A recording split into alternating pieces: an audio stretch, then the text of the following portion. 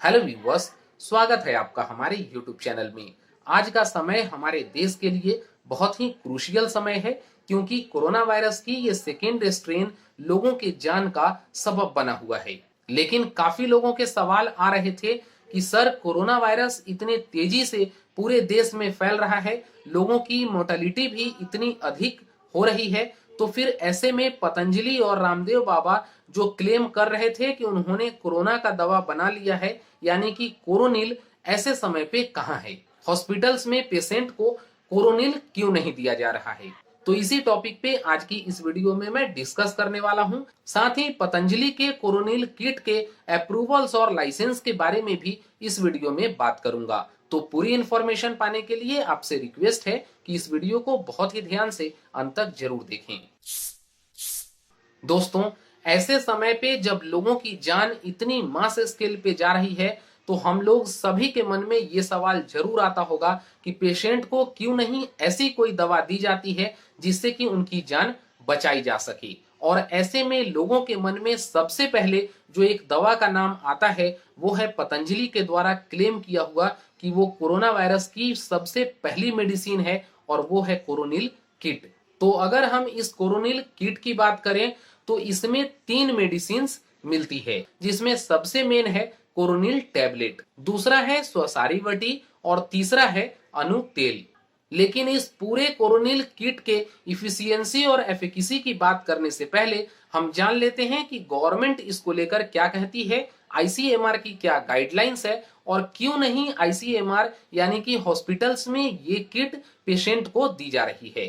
तो मैं आपको बताऊं कि पतंजलि की कोरोनिल किट पूरी तरीके से आयुर्वेदिक और हर्बल है, इसलिए इसको मार्केट में लाने से पहले आयुष ड्रग लाइसेंस के द्वारा अप्रूवल मिलना जरूरी है, और ऐसे में Coronil kit Ayush drug licence के द्वारा अप्रूव्ड है और ये एक मेडिसिन की कैटेगरी में आता है। इसके अलावा कोरोनिल किट डीजीसीए यानी कि drug controller general of India के द्वारा भी अप्रूव्ड है, और इसके अकॉर्डिंग पतंजलि इस मेडिसिन को दुनिया के 150 से भी अधिक देशों में एक्सपोर्ट और सेल कर सकती है। लेकिन अब सवाल आता है कि जब ये मेडिसिन इतनी इफेक्टिव है, तो फिर हॉस्पिटल्स में इस मेडिसिन को रिकमेंड क्यों नहीं किया जा रहा है? तो मैं आपको बताऊं कि हॉस्पिटल्स में पेशेंट को आज के डेट में वही मेडिसिन प्रिस्क्राइब की जा रही है जो आईसीएमआर गाइडलाइंस के द्वारा ऑलरेडी बताई गई है, यानी कि मुख्य रूप से उन्हें एलोपैथिक मेडिसिन दी जाती है। हालांकि बाबा रामदेव अपने कुछ इंटरव्यूज में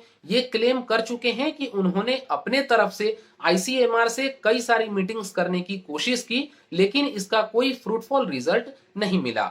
इस आयुर्वेदिक मेडिसिन को डॉक्टर हॉस्पिटल में तभी प्रिस्क्राइब कर सकते हैं जब तक कि आईसीएमआर के द्वारा या फिर इंडियन मेडिकल एसोसिएशन या बायोटेक के द्वारा कोई डिसीजन नहीं लिया जाता है। इसके दूसरे तरफ अगर हम पतंजलि की बात करें तो पतंजलि के पास ऑलरेडी SLV2 और SLV3 ग्रेड की लैब अवेलेबल है, और इंडिया में बहुत ही चुनिंदा ऐसे लैब हैं जो SLV3 लेवल की है।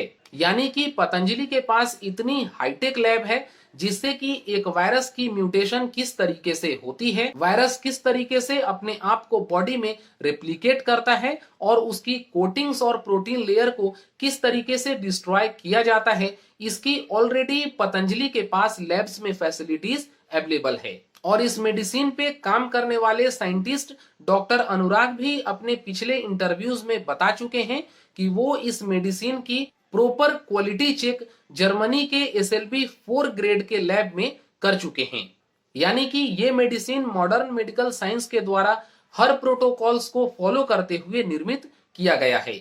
पतंजलि क्लेम करती है कि इस मेडिसिन का सेवन करने से हमारे शरीर में वायरस का रेप्लिकेशन स्लो हो जाता है। इसके अलावा इस मेडिसिन का सेवन करने से कोरोना वायरस हमारे बॉडी के सेल को चौक नहीं कर पाता, और हमारे शरीर की इम्यूनिटी भी इतनी मजबूत हो जाती है कि वो वायरल लोड को कंट्रोल कर लेता है। तो ऐसे में अगर आपके केस में भी कोरोना वायरस की कोई लक्षण देखने को मिल रहे हैं, तो ऐसे केस में आप पतंजलि कोरोनिल किट का सेवन कर सकते हैं, क्योंकि अभी से पहले भी काफी सारे वीडियोस में हमने ऑलरेडी अश्वगंधा, गिलोय और तुलसी के इफेक्टिवनेस को बताया है। इसके अलावा यहाँ पे मैं कुछ और आयुर्वेदिक मेडिसिन ऐड ऑन करना चाहता हूं, जैसे कि आप अगर हाई फीवर से ग्रसित हैं और आपकी फीवर कंट्रोल नहीं हो रही है, तो ऐसे में आप एक आयुर्वेदिक मेडिसिन का सेवन कर सकते हैं। वो है त्रिभुवन कीर्ति रस। इस मेडिसिन की एक एक टैबलेट दिन में 2 बार सेवन करने से फीवर बहुत ही आसानी से कंट्रोल हो जाता है। हालांकि बेहतर रिजल्ट के लिए आपको कोई भी मेडिसिन का सेवन करने से पहले एक बार आयुर्वेदिक डॉक्टर की सलाह जरूर लेनी चाहिए। तो उम्मीद करता हूं कि इस वीडियो में आपको प्रॉपर इंफॉर्मेशन मिली होगी कि हॉस्पिटल्स में पेशेंट को कोरोनिल टैबलेट क्यों नहीं प्रिस्क्राइब किया जा रहा है। उम्मीद करता हूं कि ये इंफॉर्मेशन आपको अच्छी और ज्ञानवर्धक लगी होगी। अगर आज की हमारी ये वीडियो अच्छी लगी है तो इस वीडियो को लाइक करें, ज्यादा से ज्यादा लोगों तक शेयर करें, ताकि उनको भी इस टॉपिक के ऊपर प्रॉपर और साइंटिफिक इंफॉर्मेशन मिल सके।